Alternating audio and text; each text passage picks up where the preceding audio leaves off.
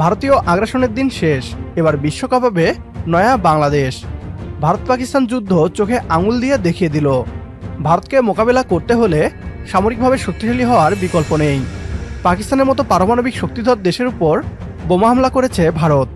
বাংলাদেশের গণমানুষের মতকে ভারতের পছন্দ না হলে বাংলাদেশের উপরেও একইভাবে ভারত সার্জিক্যাল স্ট্রাইক করতেই পারে। বাংলাদেশকে নিজেদের পছন্দ মতো গোলাম বানিয়ে রাখতে চায় ভারত। দেশের স্বাধীনতা এবং সার্বভৌমত্ব রক্ষায় এবার সামরিক শক্তি বৃদ্ধি করছে বাংলাদেশ। ভারতীয় রাফায়েল যুদ্ধবিমান ভূপাতিত করা ফাইটার জেট 10C কিনতে চলেছে বাংলাদেশ। সেই সাথে ভারতের সামরিক ঘাঁটি ধ্বংস করতে পাকিস্তান যে ড্রোন ব্যবহার করেছিল, তুরস্কের সেই আকিঞ্জি ড্রোনও কিনতে চলেছে বাংলাদেশ। কিভাবে ভারতকে মোকাবেলা করতে সামরিক বাহিনীর চেহারাটা পাল্টে দিতে চলেছেন ডক্টর মোহাম্মদ ইউনূস। চীন এবং তুরস্ক থেকে যেসব হাতিয়ার কিনতে চলেছে বাংলাদেশ, তা নিয়েই বিস্তারিত থাকছে আজকের এই ভিডিওতে। অনুরোধ করছি ভিডিওটি শেষ পর্যন্ত দেখার জন্য। কথা দিচ্ছি, ভিডিওটি শেষ পর্যন্ত দেখার পর বাংলাদেশের সামরিক বাহিনীকে নিয়ে গর্ব হবে আপনারও। বিগত এক যুগ যাবৎ অর্থনৈতিক উন্নয়নের মূলা ঝুলিয়ে বাংলাদেশের সামরিক বাহিনীকে ক্রমাগত দুর্বল করে গিয়েছে সাবেক স্বৈরাচার সরকার। ভারতকে খুশি করতে বাংলাদেশের স্বাধীনতা এবং সার্বভৌমত্বকে বিলিয়ে দিয়েছে স্বৈরাচাররা। সম্প্রতি ভারত পাকিস্তান যুদ্ধ বাংলাদেশকে চোখে আঙুল দিয়ে দেখিয়ে দিয়েছে কেন আমাদের সামরিকভাবে দুর্বল করে রেখেছিল ভারত। পাকিস্তানে অপারেশন সিঁদুর নামে সামরিক অভিযান চালায় ভারত।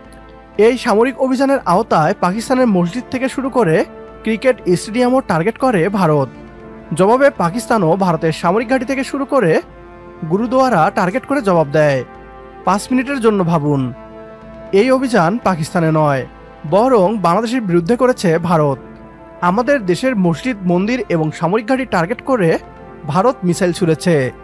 আমরা কিভাবে ভারতের মিসাইল মোকাবেলা করব এবং জবাব দিব? বাস্তবতা হচ্ছে এর উত্তর আমাদের কাছে নেই, কারণ সাবেক স্বৈরাচার সরকার বাংলাদেশের সামরিক বাহিনীকে ভঙ্গুর করে গিয়েছে। গণ অভ্যুত্থানের পর ভারত বাংলাদেশের সাথে যে আচরণ করে চলেছে, তাতে করে ভারত যে বাংলাদেশের উপর আক্রমণ করবে না এটা বলা যায় না। এরই মধ্যে ভারত বাংলাদেশকে নিয়ে প্ল্যান বি নামক ষড়যন্ত্র রচনা করছে।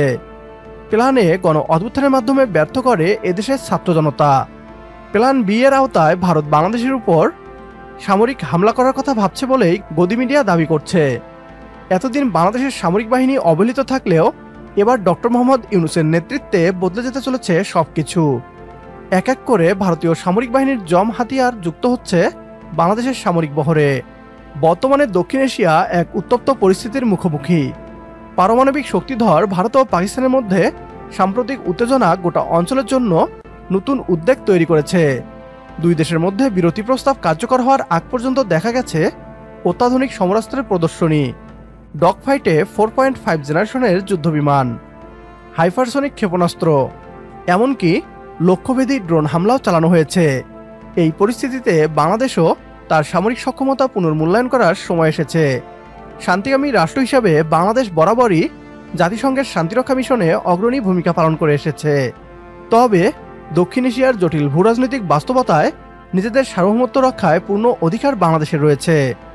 বাংলাদেশ বর্তমানে চীন থেকে 4.5 জেনারেশনের যুদ্ধবিমান জেট 10C সংগ্রহের ব্যাপারে আলোচনা চালিয়ে যাচ্ছে।